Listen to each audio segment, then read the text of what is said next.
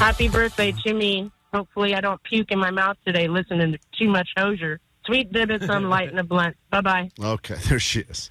Maybe my favorite listener of the week to use the GOAT line and Hosier's #1 super fan, that lady right there. Let's get to your news, and we kick off a brand new hour of the show, and the first thing we do is give you some tickets, Sum 41, and we got only a few spots left on the standby list, so write your name down so you can go see them again at their final show ever in Canada. But first, this. Grab your Adderall. It's time for ADD News. News you can't use. So, what kind of sick person are you? I'm talking about when you're actually sick. Because there are people who complain and say, oh, I can't get out of bed. And then there are people who push through it, go to work, do all kinds of stuff. And that is the majority of There's people. a lot of memes out there of, here's what it is. Men, when they're sick, lay in bed under a blanket and complain about how they don't feel good. And then women are sick and they still have to do all the stuff for the kids. And they still got to go do pretty much everything. Mm-hmm. That's the kind of meme. Do you feel like it's true? 5,000 variations of the same meme. No, not in my house. Definitely not true. No, both of you complain. Both of us lay in bed. Wait for someone to take care of us. I've had you and I, though, get the same thing. Yeah. And you complain a lot more than I do. I agree after watching women go through childbirth and that whole process that in general, I think men are bigger pussies than women. Right. When it comes to a pain threshold or a discomfort threshold. When it comes to spiders, women are bigger pussies but also, than men. I think every month women are made very uncomfortable. You know, with our periods. What? We get periods, you know. You do? Mm-hmm. Is that a new thing? It's just happened in the last year. It's really frustrating. They just added it.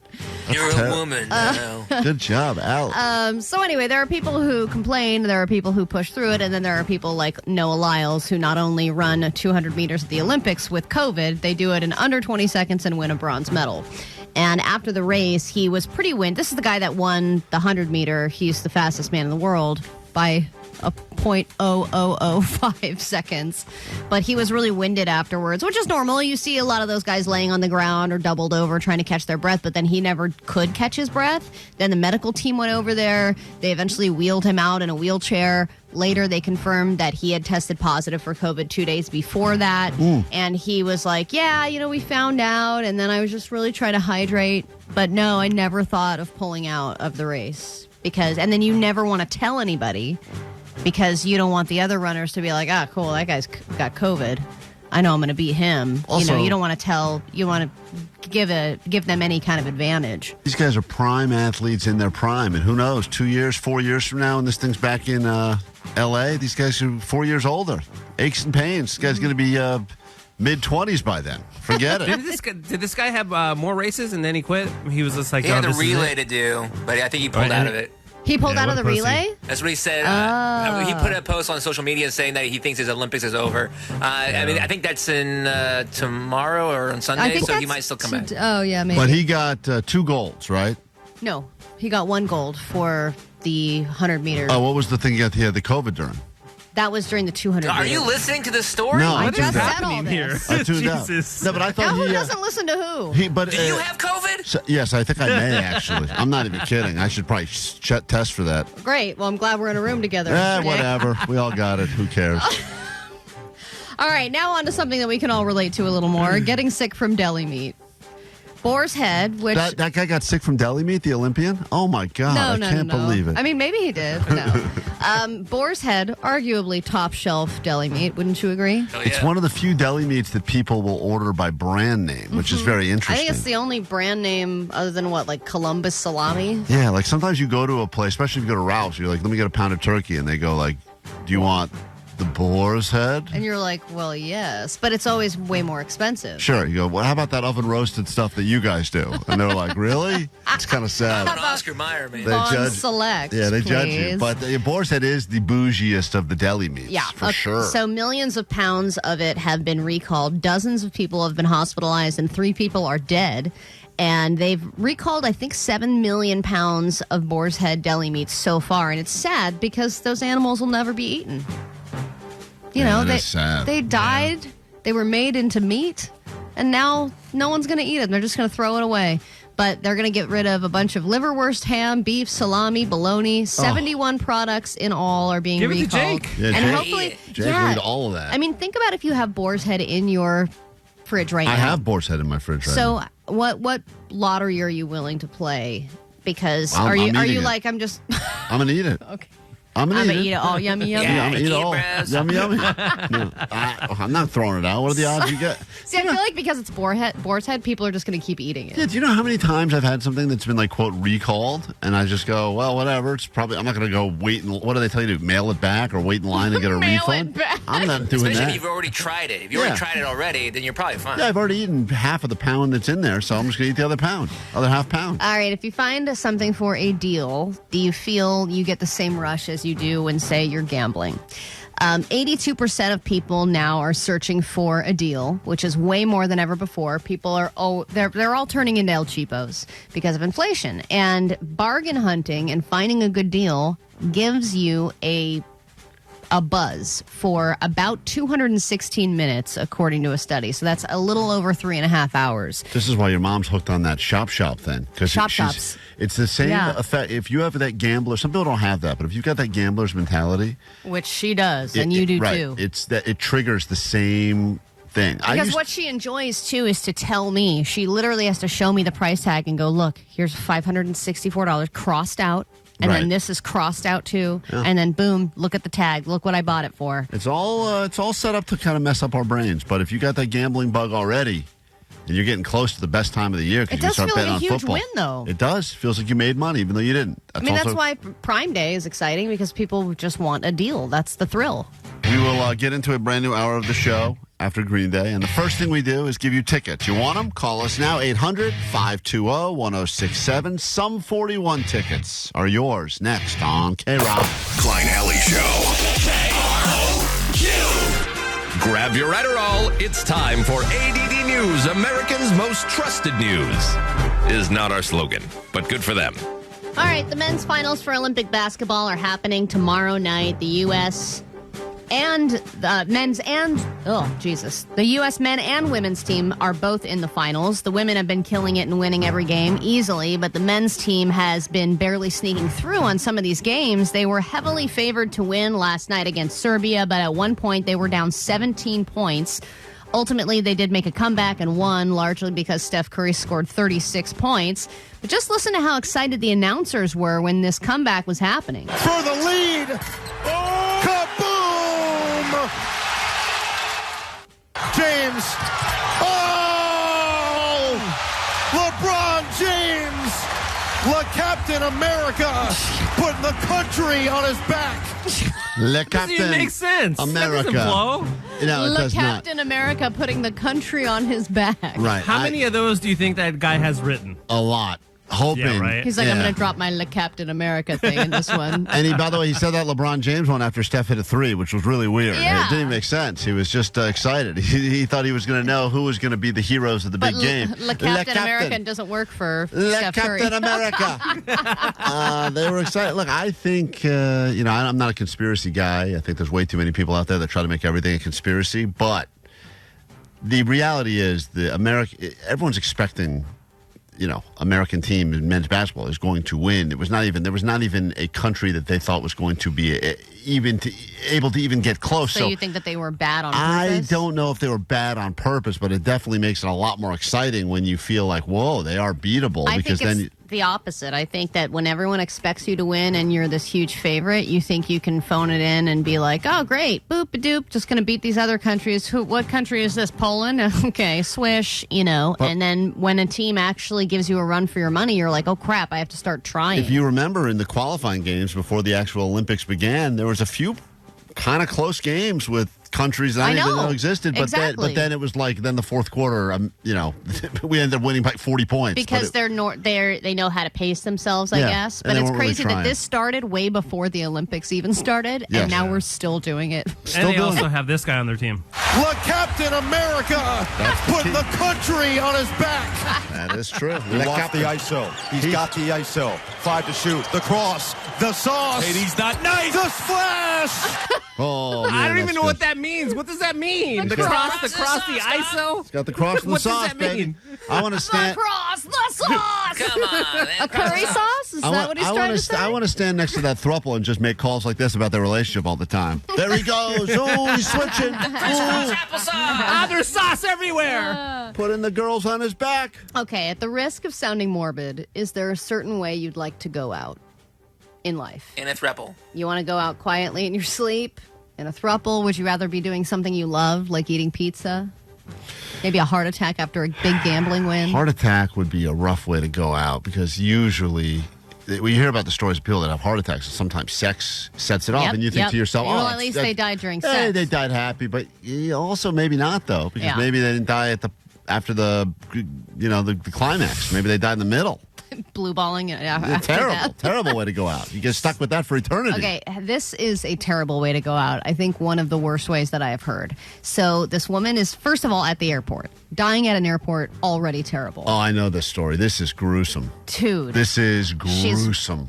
Then she's at baggage claim, which is not fun either. She leans over to get her bag, gets caught in the baggage carousel, and then tangled up in it, and then eventually pinned down by the machinery and dies at the baggage claim in the airport at Chicago O'Hare, which is a very busy airport, and it causes huge delays with everyone else getting their bags. So not only have you died, everyone is annoyed by your death at the airport. Was she coming or going from vacation? You know, that I couldn't find, Jay, because I do think that's important, and there weren't enough details about where she was coming or going from. She's at baggage claim, so she's claiming.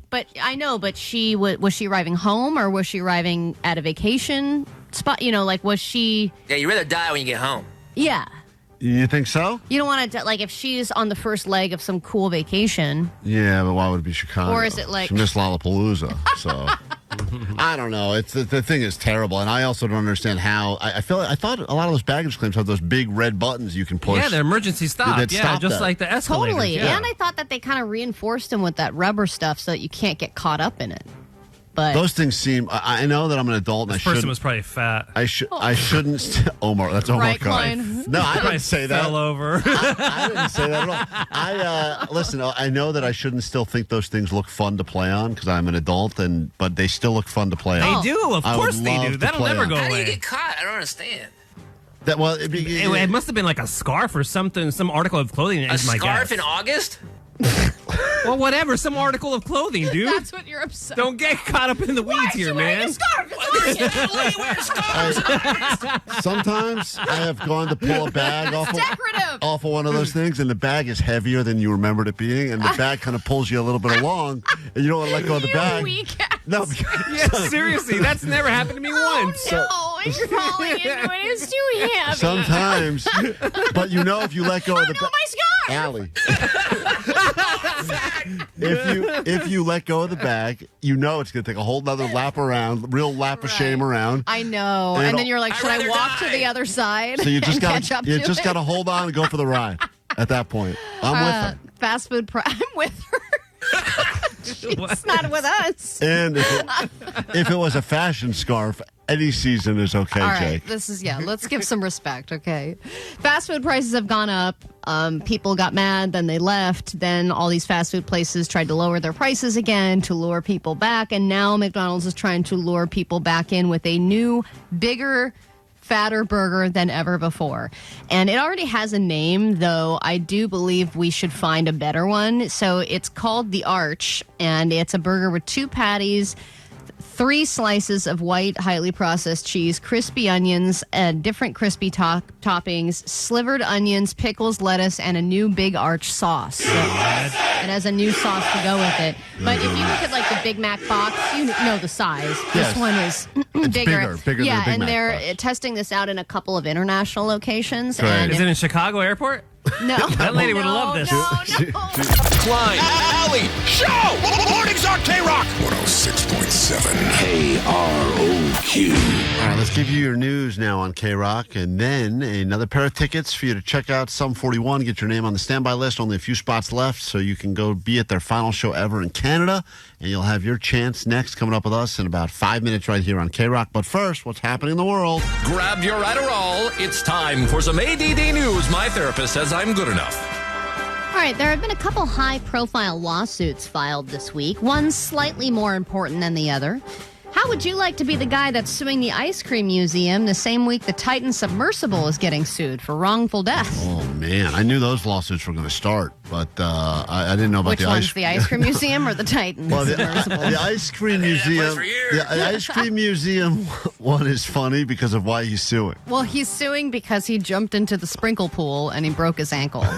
And he thinks that there wasn't adequate warning from the officials that it's not safe to jump in the sprinkle pool. Listen, everyone knows when you get injured, you want to have a good story with the injury. But jumping into a pool of sprinkles does sound like a euphemism for... But then also to have to detail your injuries and say, now I might need surgery and this might be a permanent thing and I'm going to need emotional damage. I'm like, what are you talking about? But he's like, you made it look like a ball pit.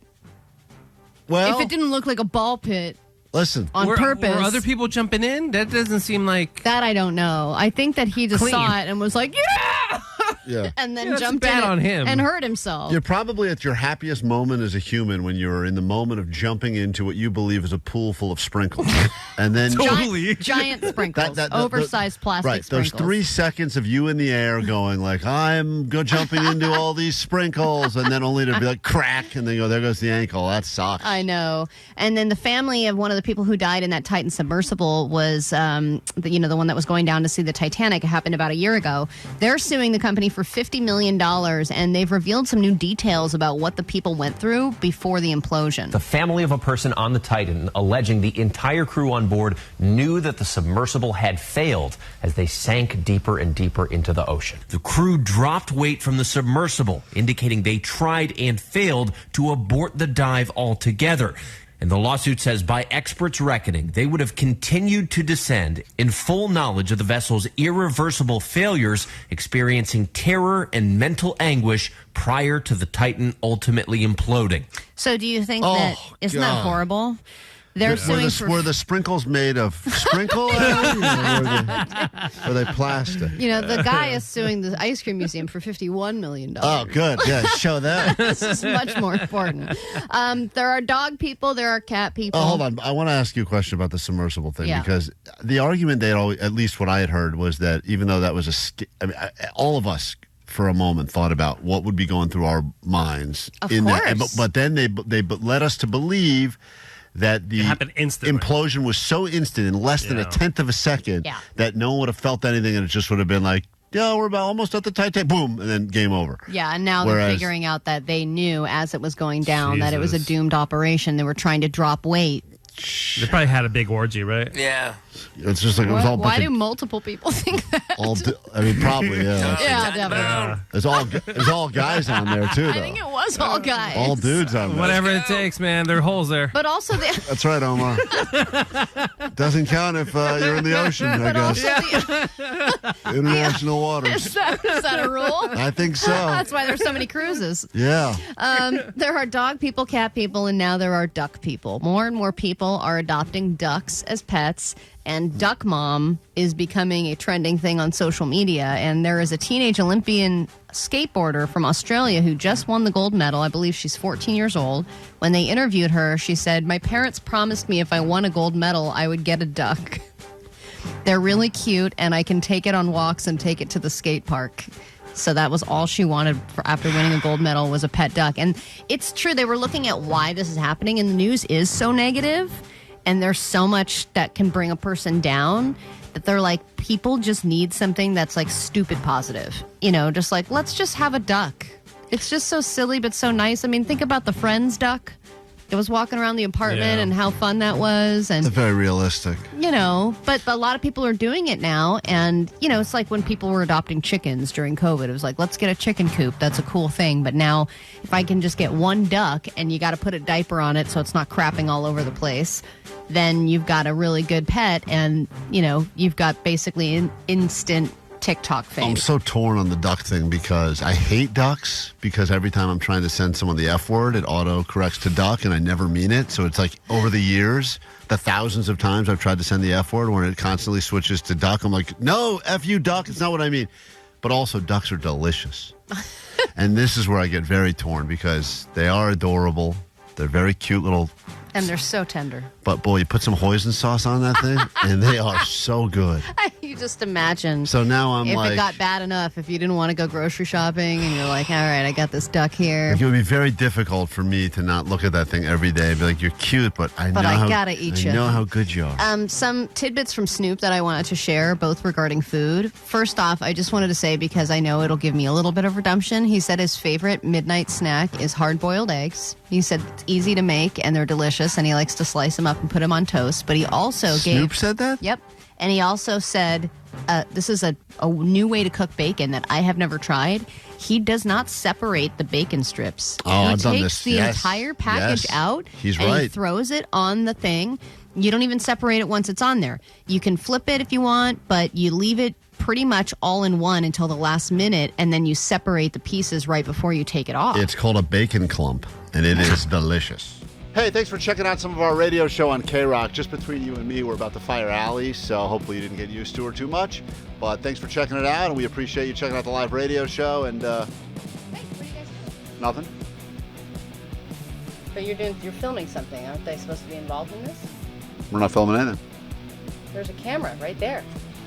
Just part of the. Bye.